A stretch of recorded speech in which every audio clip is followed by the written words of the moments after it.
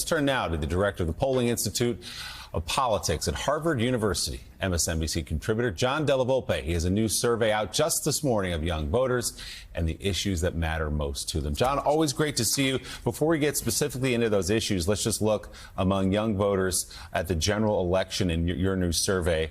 And remind people what age voters we're talking about, and then we'll show the number here. Sure thing. We're talking about young voters under the age of 30, 18 to 29-year-old voters. Let's remember, Willie, this is the group that turned out in record numbers in 2020 and overwhelmingly supported Joe Biden. And many people believe that's the reason that he was elected president. We can see here a dramatic shift over the last several months. He is winning.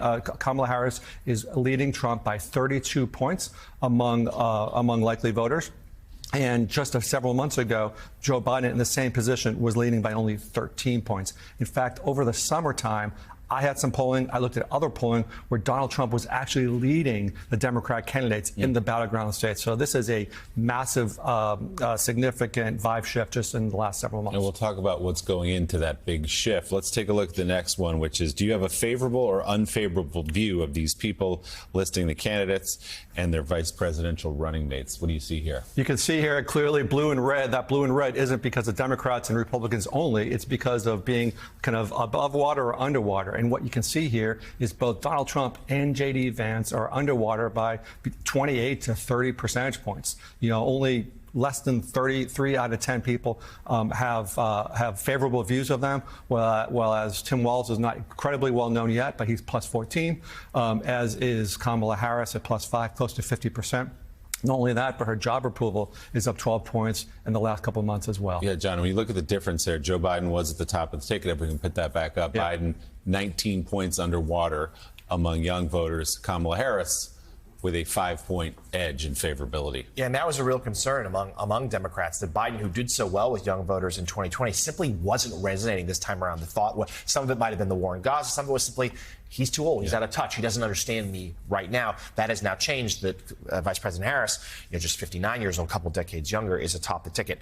So why don't we talk about what are some of the issues that the young voters, what is really hitting home with them? What are they concerned about? I think overwhelmingly is through this poll and through the focus groups I conduct, it's concerns about cost of living, right, and the economy broadly, and the concern that young people have about, is the American dream available to them in terms of offering the opportunity to own a home, pay for education, those sorts of issues. That is the driving issue. Of course, among women and among other folks, there's heightened concern about reproductive freedom, reproductive rights, health care, mental health care, but the overwhelming issue that is driving young people and their concerns at this stage of the campaign is concerns about the economy and the sense of financial stability, and that's what they yearn for. And so does it seem they believe Kamala Harris would do a better job than Joe Biden is doing? Is that how you read that in their if the economy is the number one concern, which it is for almost everybody in this country, they think she will be better at this than Joe Biden has been?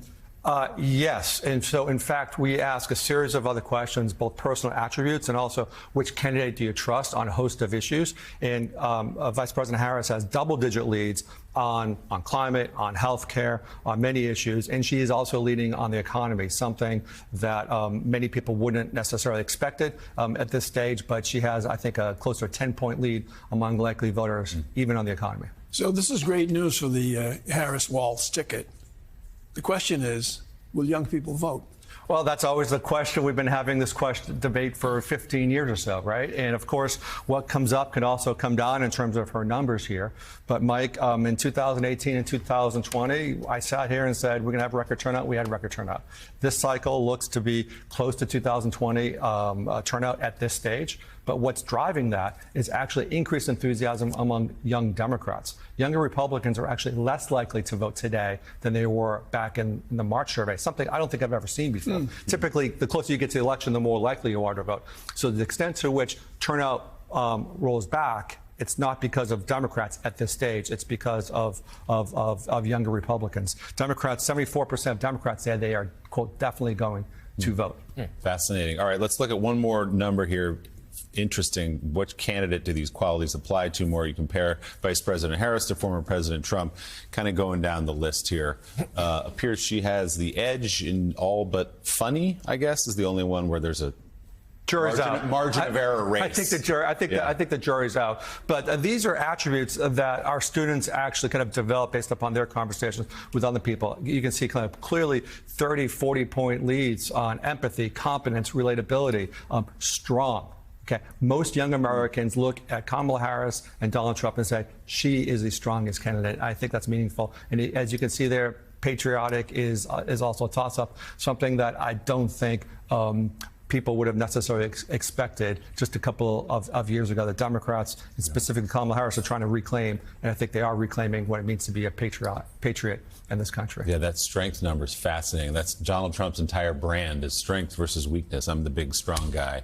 And yet she has an edge in this poll among young voters. Fascinating stuff, as always. John Della Volpe, Director of Polling at the Institute of Politics at Harvard University. John, thanks so much.